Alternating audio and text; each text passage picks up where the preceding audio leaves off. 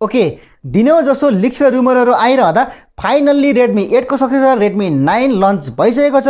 यो भिडियोमा म यसै विषयमा कुरा गर्दैछु, के छ Redmi 9 मा नयाँ, के छ फोनको फिचर र के छ फोनको प्राइस भनेर। सो यो विषयमा पूर्ण जानकारी लिन चाहनुहुन्छ भने यो भिडियोले स्किप नगरिकन अन्तिमसम्म हेरेर साथ दिनु होला।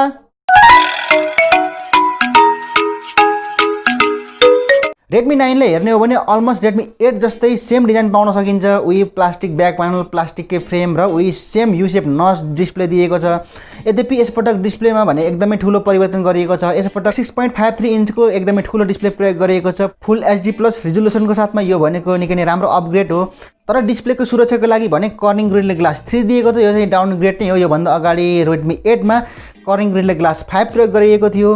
पर्फर्मेन्सको लागि Helio G80 भन्ने चिपसेट प्रयोग गरिएको छ, जुन Redmi 8 मा प्रयोग गरिएको स्न्यापड्र्यागन 439 भन्दा चाहिँ एकदमै राम्रो प्रोसेसर हो।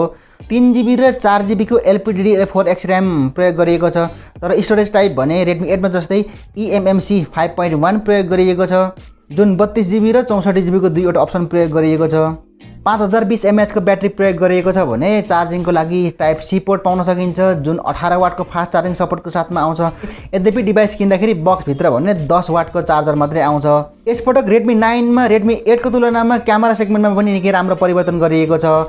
क्यामेरा सेगमेन्ट हेर्ने हो भने यो डिभाइसको रियरमा 4वटा क्यामेरा पाउन सकिन्छ। 13 मेगापिक्सलको मेन सेन्सर, 8 मेगापिक्सलको अल्ट्रा वाइड सेन्सर र 5 मेगापिक्सलको म्याक्रो सेन्सर र 2 मेगापिक्सलको चाहिँ डेप्थ सेन्सर दिएको छ। यसपटक 4वटाको रियर क्यामेरा सेटअप भए तापनि यो डिभाइसमा 4K भिडियो रेकर्डिङको सपोर्ट चाहिँ दिएको छैन। सेल्फीको लागि अगाडि दिएको छ 8 मेगापिक्सलको सेन्सर, जुन योभन्दा अगाडिको डिभाइसमा पनि सेम 8 मेगापिक्सलकै सेन्सर प्रयोग गरिएको थियो।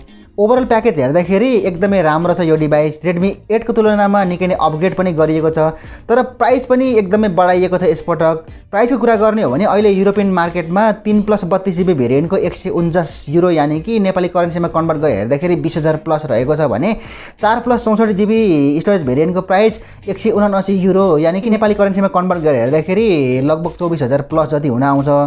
Redmi 9 को यो प्राइसले हेरेपछि भने मजा आएन। यसपटक Redmi 9 सँग त्यस्तो मजै आएन कि, किनभने योभन्दा अगाडि Redmi 8 एकदमै राम्रो प्राइसमा लन्च भएको थियो। हुन त यो युरोपियन मार्केट हो, युरोपियन मार्केटमा प्राय गरेर अलिकति महँगो नै लन्च हुन्छ। अब एसियन मार्केटमा आउँदाखेरि यो डिभाइसको प्राइस चाहिँ केही घट्छ कि भन्ने अपेक्षा गर्न सकिन्छ। Redmi 8 नेपालमा लन्च हुँदाखेरि 4+64GB स्टोरेज भेरिएन्टको लन्च भएको थियो, जसको प्राइस जम्मा 15,000 मात्रै राखिएको थियो। अहिले बढेर 16,500 भएको छ। त्यो भनेको बेग्लै कुरा हो। यसरी हेर्दाखेरि यो डिभाइस एसियन मार्केटमा अलिकति सस्तोमै लन्च हुनुपर्ने हो। यो डिभाइसलाई यो प्राइस सेगमेन्टमा हेर्ने हो भने यो डिभाइसको सिधा प्रतिस्पर्धा हुने भनेको Samsungको Galaxy M21 र Redmiकै Note 8 सँग हो। यो प्राइस सेगमेन्टमा त Redmiको आफ्नै Note 8 पनि एकदमै राम्रो छ, अनि Samsungको Galaxy M21 पनि उत्तिकै राम्रो डिभाइस रहेको छ। अब अपेक्षा गरौँ नेपालमा चाहिँ अन्डर 20K लन्च हुन्छ।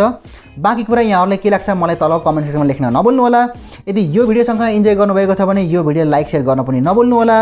आगामी भिडियोले मिस गर्न चाहनुहुन्न भने Gadget Sansarले सब्स्क्राइब गर्नुहोस् र सँगै आउने घन्टीमा पनि दबाउन नबिर्सिनु होला।